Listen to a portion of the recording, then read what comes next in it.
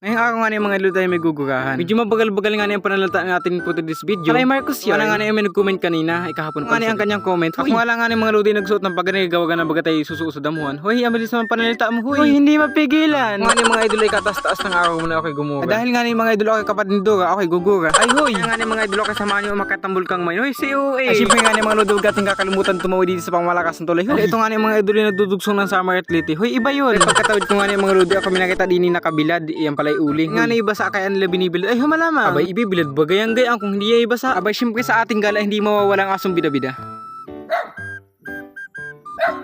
Ako'y baya ikadiyan. Hindi nga ni mga idol ako minakita uling bubuyog din gaya nung pinakita ko sa aking isang vlog. Ay kung aking nga lang mga idol ay mababa aking ibabatoy. Hoy, boss kalikotan. Ay joke lang po tayo hindi na maglilikot promise. Ay di nga ni mga idol sa bukod baga ako'y nagala ang aking pinakikinggan.